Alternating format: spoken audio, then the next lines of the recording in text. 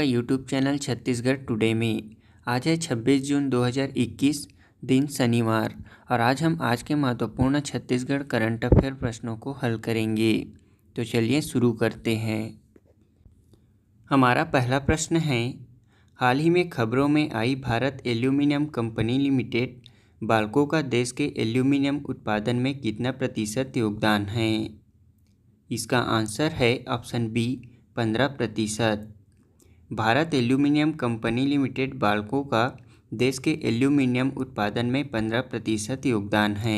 इसका कारण यह है कि पिछले एक दशक में वेदांत समूह ने बाल्को से अर्जित लाभ का लगभग 98% हिस्सा औद्योगिक विकास कार्यों में ही निवेश किया है।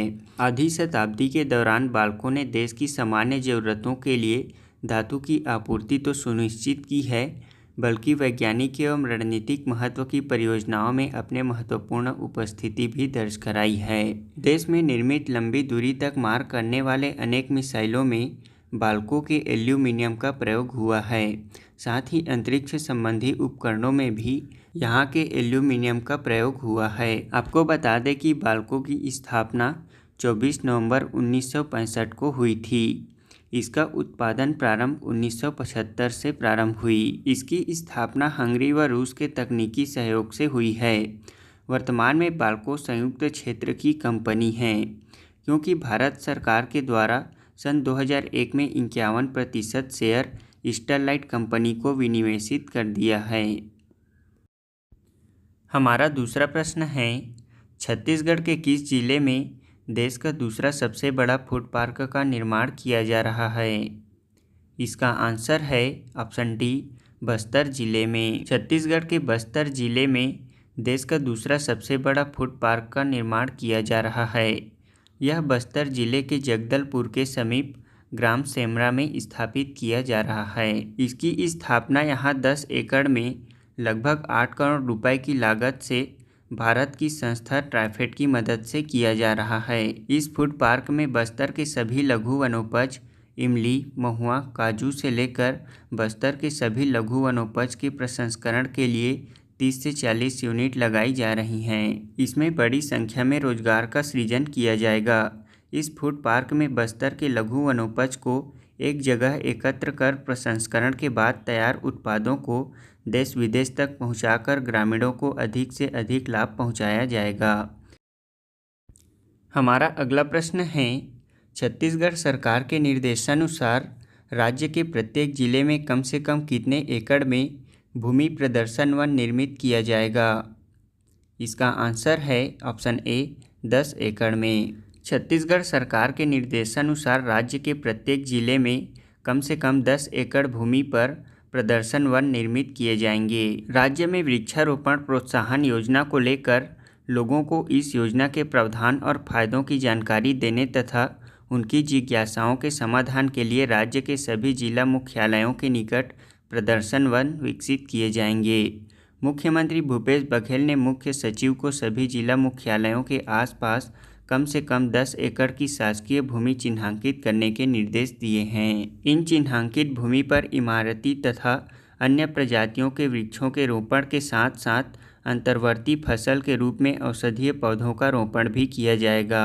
आपको बता दें कि मुख्यमंत्री वृक्षारोपण प्रोत्साहन योजना 1 जून 2021 से शुरू की गई है। इस योजना के अंतर्गत जिन किसानों ने खरीफ वर्ष 2020 में धान की फसल ली है, यदि वे धान फसल के बदले अपने खेतों में वृक्षारोपण करते हैं तो उन्हें आगामी 3 वर्षों तक प्रति वर्ष 10,000 रुपये प्रति एकड़ की दर से प्रोत्साहन राशि दी जाएगी। इसी तरह ग्राम पंचायतों के पास उपलब्ध राशि से यदि वाणिज्यिक वृक्षारोपण किया जाता है तो 1 वर्ष के बाद सफल वृक्षारोपण की दशा में संबंधित ग्राम पंचायत को शासन की ओर से 10,000 रुपये प्रति एकड़ की दर से प्रोत्साहन राशि दी जाएगी। हमारा अगला प्रश्न है, राज्य में उद्यानिकी फसलों के प्रोत्साहन के लिए एक जिला एक उत्पाद कार्यक्रम के तहत कितने प्रकार के उद्यानिकी फसलों की खेती को बढ़ावा दिया जाएगा? इसका आंसर है ऑप्शन बी 9। छत्तीसगढ़ में उद्यानिकी फसलों के प्रोत्साहन के लिए एक जिला एक उत्पादन कार्यक्रम के तहत 9 प्रकार के उद्यानिकी फसलों की खेती को बढ़ावा दिया जाएगा। यह राज्य के 14 जिलों में लागू किए जाएंगे। छत्तीसगढ़ सरकार ने राज्य में उद्यानिकी फसलों के प्रोत्साहन के लिए उद्यानिकी विभाग द्वारा एक जिला एक उत्पादन कार्यक्रम शुरू किया गया है। यह कार्यक्रम राज्य के 14 जिलों में 9 प्रकार के उद्यानिकी फसलों को बढ़ावा देगी। ये फसलें हैं अदरक, पपीता, आम, सीताफल, चाय, काजू, टमाटर, हल्दी एवं लीची की। आइए जिले और उनकी फसलों के बारे में जानते हैं। बालोद जिले का चयन अदरक की खेती के लिए किया गया है। सूरजपुर में हल्दी की खेती को बढ़ावा दिया जाएगा। रायपुर और बेमेतरा जिले में पपीता, दंतेवाड़ा जिले में आम, गौरेला, पेंड्रा, मरवाही एवं कांकेर में सीताफल की खेती, जशपुर जिले में चाय का उत्पादन, कोंडागांव जिले में काजू, कोरिया, मुंगेली, रायगढ़ एवं दुर्ग जिले में टमाटर तथा सरगुजा जिले में लीची की खेती को प्रोत्साहन दिया जाएगा। हमारा पहला प्रश्न है, बस्तर के प्रसिद्ध गोंचा पर्व की शुरुआत कब से की जाती है? इसका आंसर है ऑप्शन सी, आषाढ़ शुक्ल पक्ष द्वितीया से। हमारा अगला प्रश्न है, छत्तीसगढ़ के किस जिले में 1500 बिस्तरों की मल्टी सुपर स्पेशलिटी अस्पताल बनाया जाएगा? इसका आंसर है ऑप्शन डी, रायपुर जिले में। हमारा अगला प्रश्न है, छत्तीसगढ़ के किस जिले में बलरामपुर की तर्ज पर विशाल मछली घर बनाने का प्रस्ताव रखा गया है? इसका आंसर है ऑप्शन सी, बस्तर जिले में।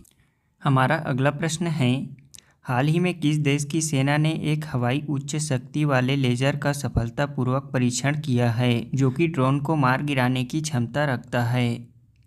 इसका आंसर है ऑप्शन बी, इजरायल ने। हमारा अगला प्रश्न है, हाल ही में किसने पहली बार भारत के सर्वश्रेष्ठ नियोक्ता के रूप में मान्यता प्राप्त की है?